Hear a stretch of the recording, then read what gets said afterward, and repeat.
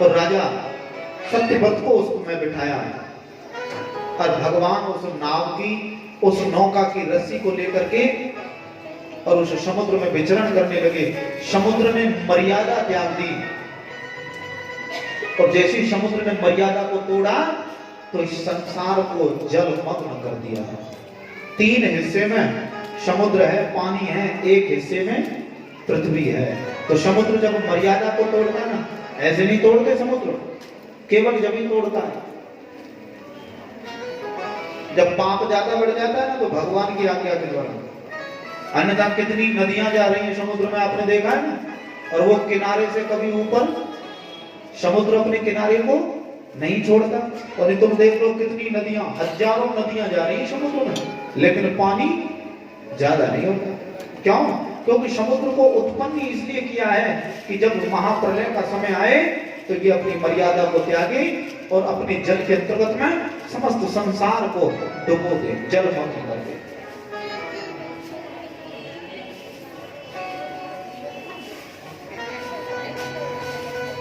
परीक्षित जी महाराज कहने लगे, हे राजन, ये सुखदेव जी महाराज कहने लगे, हे राजन, राजा सत्यव्रत को महाप्रलय के दर्शन कराए। उसके पश्चात में 2 वंश उत्पन्न हुए, एक सूर्य वंश, एक चंद्र वंश। और सूर्य वंश में भगवान राम का अवतार हुआ। राजा परीक्षित कहने लगे कि महाराज, इस सूर्य वंश में बड़े बड़े महान प्रतापी राजा हुए हैं। कहाँ का महाराज, थोड़ा विस्तार से बताइए ना।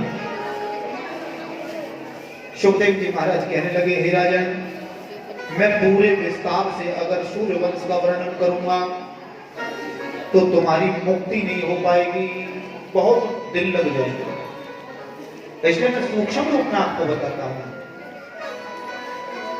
जब महाप्रलय हो गई तो भगवान विष्णु एक अंडे में से उत्पन्न हुए, स्वर्ण अंडे में से। उनकी नाभि से कमल का पुष्प उत्पन्न हुआ और उस कमल के फूल के ऊपर ब्रह्मा जी उत्पन्न हुए और ब्रह्मा जी के पुत्र हुए मरीचि ऋषि।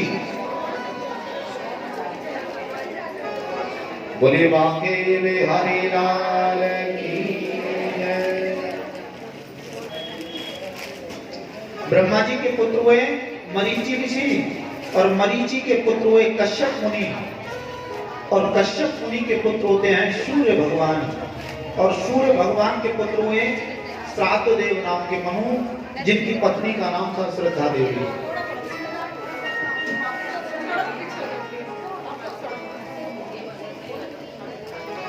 उनसे एक कन्या उत्पन्न हुई थी जिसका नाम था इला, और उस कन्या के नाम से हमारे खंड का नाम इलावृत खंड रखा गया।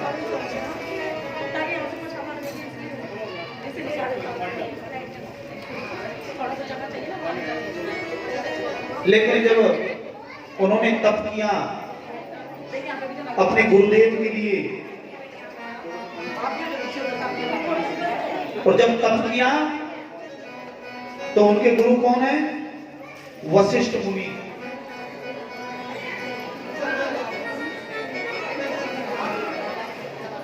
वशिष्ठ मुनि प्रसन्न हो जाते हैं, प्रकट हुए और उन्होंने उस इला नाम की कन्या को शुद्ध्यम्न नाम का पुत्र बना दिया अपने तप के द्वारा। तथा सूक्ष्म रूप में मैं आपको बताऊंगा, अंबिका वन में जाने के कारण वो नारी बन गए थे। उसका परिणाम बुद्ध के द्वारा, चंद्रमा के पुत्र हैं बुद्ध, उनके द्वारा उनसे एक पुत्र हुआ जिसका नाम था पुरुरवा। लेकिन वशिष्ठ मुनि के द्वारा फिर 6 महीने नारी रहते, 6 महीने पुरुष लौट करके आए, उनके 2 पुत्र और हुए। बड़े शांति प्रिय तरीके से रहने लगे हैं, बड़ा आनंद आने लगा है।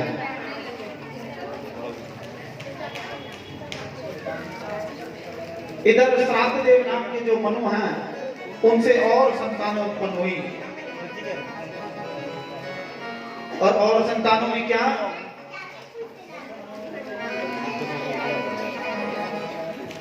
सरियाती नाम के राजा हुए।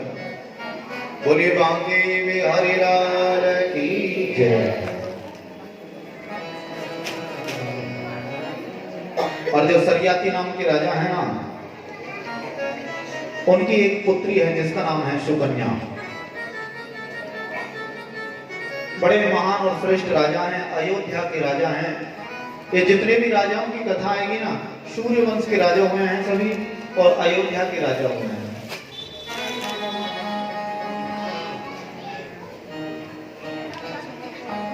सरियाती जी महाराज एक दिन अपने मन में विचार बना रहे हैं का क्यों ना हम थोड़ा वन में भ्रमण करके आए हैं, अपनी पत्नी, अपने सैनिकों और अपनी पुत्री सुकन्या के साथ ना, और वन में भ्रमण करने के लिए चले जाते हैं। राजा सरियाती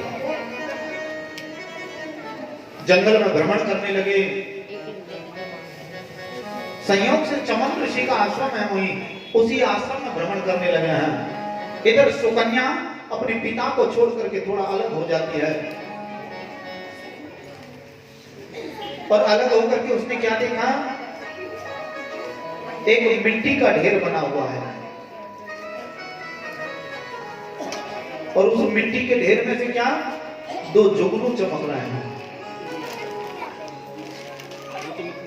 सुकन्या जानती नहीं थी, उसने क्या किया, एक तिनका लिया और उन जुगनुओं की तरफ कर दिया। जैसे वो जुगनुओं में तिनका किया तो उनसे रक्त की धार निकलने लगी, रक्त निकलने लगा, खून निकलने लगा। ऐसा क्यों? कब वो मिट्टी का जो ढेर था ना, वो कौन था? वो चमन ऋषि थे। हजारों वर्ष बीत गए तपस्या करते करते चमन ऋषि को, शरीर को दीमक खा गई, मिट्टी का ढेर बन गया। और जो दो जुगनू थे वो कौन थे? वो चमन ऋषि के दो नेत्र हैं, और जब वो नेत्र फूटे तो उसमें से रक्त निकला, खून निकला। सुकन्या डर गई, जाकर के अपने पिता को नहीं बताया कि मैंने ऐसा किया है ना। पिताजी ने जब वन को भ्रमण कर लिया, वन में घूम लिए, वन विहार करने के पश्चात में रथ में बैठ करके अपने महल की ओर जाने लगे, अयोध्या की ओर जाने लगे। और जैसे अयोध्या की ओर जाने लगे, रास्ते में घोड़ों ने चलना बंद कर दिया, रुक जाते हैं। राजा बड़े परेशान हो गए, तो क्या हुआ? का पता नहीं महाराज, ये घोड़े आगे की ओर नहीं चल रहे। इधर कुछ गांव के लोग आए, का महाराज आप कहां से आए हो? का यहीं पर भ्रमण करके आए हैं। का महाराज ये चमन ऋषि का आश्रम है, कहीं तुमने किसी ने चमन ऋषि का अपराध तो नहीं कर दिया? हमने देखा तो नहीं है उनको, परंतु हमारे बुजुर्ग थे ना जो, वो बताते थे कि इस आश्रम में मत जाना, यहाँ कहीं छिप करके चमन ऋषि तपस्या कर रहे हैं, कहीं तुमसे उनका अपराध ना हो जाएगा। राजा ने कहा हमने तो कोई अपराध नहीं किया। सैनिकों की तरफ देखा, मंत्रियों की तरफ देखा, सबने मना कर दिया, महाराज नहीं हमने तो कुछ नहीं किया। लेकिन सुकन्या अपने नेत्रों को नीचे की ओर करती हुई अपने दाहिने पैर के अंगूठे से जमीन को कुरेदते हुए लज्जित होकर के अपने पिता के सामने गई। कहे पिताश्री, ये पाप मुझसे हुआ है। का क्या किया? का मैंने उनके नेत्रों को फोड़ दिया। का दुष्टा, तेरे कारण पूरे राज्य को इसका परिणाम भोगना पड़ता, तुम्हें बताया क्यों नहीं? वहीं का महाराज मैं डर गई थी। का दुष्टा, तू डर गई थी? राजा ने हाथ को पकड़ा और चमन ऋषि के आश्रम की तरफ खींचते हुए ले जाता है, जाकर के चरणों में गिर दिया। का महाराज आपका अपराधी आपके सामने आया,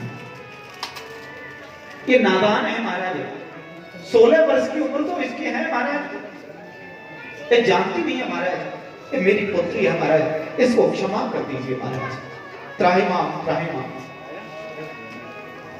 चमन ऋषि ने क्या कहा? हे राजन, तुम्हारे क्षमा मांगने से हमारे नेत्रों की ज्योति वापस नहीं आएगी।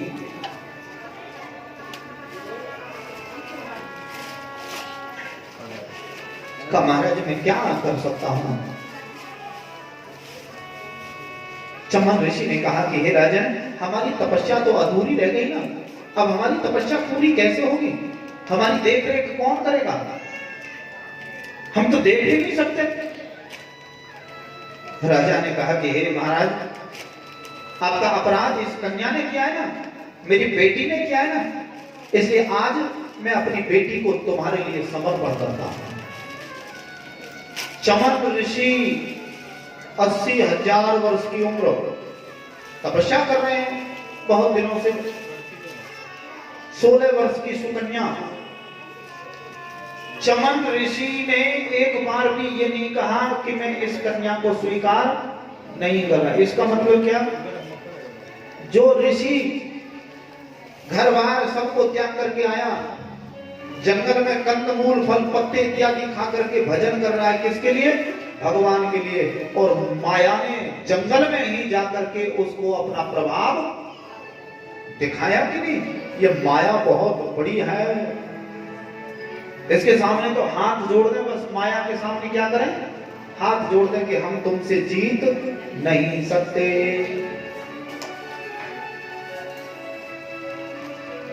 सुकन्या को स्वीकार कर लिया चमन ऋषि ने, पथ भ्रष्ट हो गया। एक संत, एक ऋषि, अब जब पथ भ्रष्ट हो गया तो जितनी भी तपस्या की है वो तपस्या अब क्षीण हो जाएगी।